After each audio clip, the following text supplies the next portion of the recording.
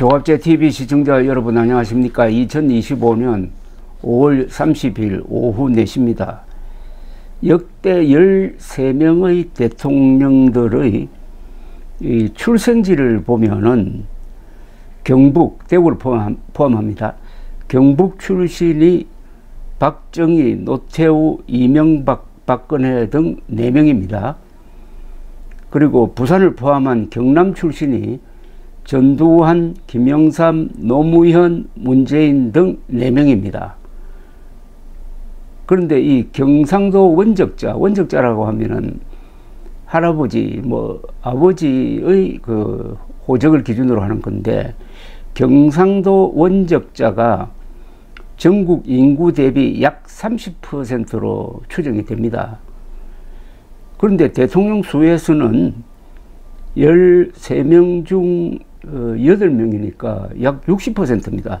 인구 대비 대통령 배출 수가 많다는 거죠. 참고로 서울 출생은 윤석열, 충남 출생은 윤보선, 강원도 출생은 최규하, 황해도 출생은 이승만, 전라도 출생은 김대중 대통령입니다.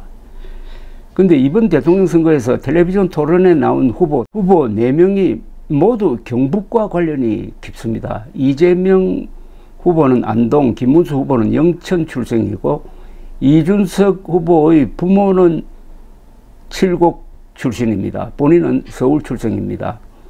그리고 권영국 후보는 강원도 태백 출생인데 초중고등학교를 경북에서 다녔고 최초의 출마지도 경주입니다.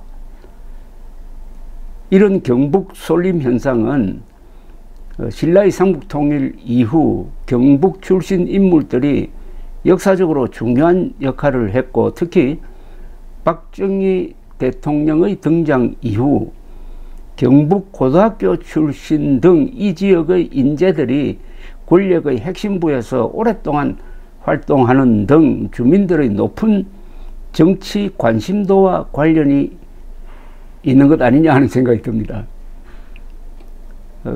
경남 출신, 경남 합천 출생인 전두환 전 대통령은 대구 공고 출신이고 여러 가지 면에서 경북권으로 분류되기도 합니다.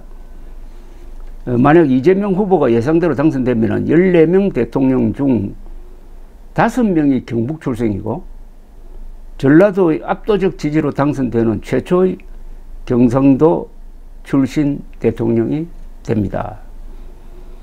이 경북과 경남이 상당히 다릅니다.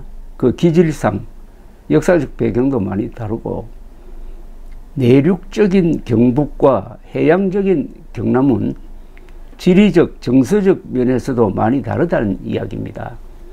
그 극적인 대조가 하나 있습니다. 가요입니다. 가요. 트로트 가요. 가장 많은 작곡가와 작사가와 가수를 배출한 곳이 경남, 부산, 울산, 진주, 하여튼 경남 지역입니다. 그런데 인구 대비 가수가 아마 가장 적은 곳이 경북이 아닌가 하는 생각이 듭니다.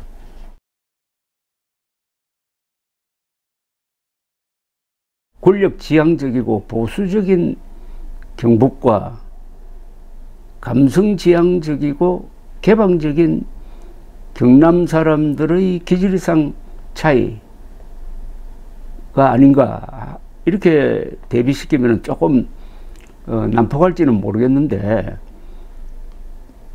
경북 출신 박정희, 경남 출신 김영삼, 경북 출신 노태우, 경남 출신 전두환, 이렇게 대비해 보면은 뭔가 이 감이 오지 않을까 하는 생각이 듭니다. 이재명 후보가 예상대로 당선되면은 역대 대통령이 본인까지 포함하면 14명이 됩니다. 14명. 근데 이 14명은 앞뒤로 다 연결이 됩니다. 아주 어떤 운명적인 걸 느끼게 합니다. 예컨대 박정희 대통령을 죽음에서 살려준 사람이 이승만 대통령입니다. 박정희 대통령이 좌익과 연루되었다가 숙군 수사 때 붙들려 가지고 고문도 받고 했지만은 그래도 인물됨이 괜찮다 해가지고 여러 사람들이 구명운동을 벌여가지고 최종적으로는 이승만 대통령의 결재에 의해서 구명이 되었습니다. 그러니까 사형 집행되지 않고 옷만 벗는 것으로 이렇게 된 거죠. 그리고 전두환 대통령을 위기에서 구해준 사람도 또한 박정희 대통령입니다. 1973년에 윤필용 사건이라는 게 있어가지고 군 내의 하나회 인맥을 수사를 할 때 그 하나회의 회장격이었던 전두환, 그때는 계급이 대령이었을 겁니다. 아주 위기에 처했습니다. 보안사에 붙들려 가서 조사받고 군복을 벗느냐.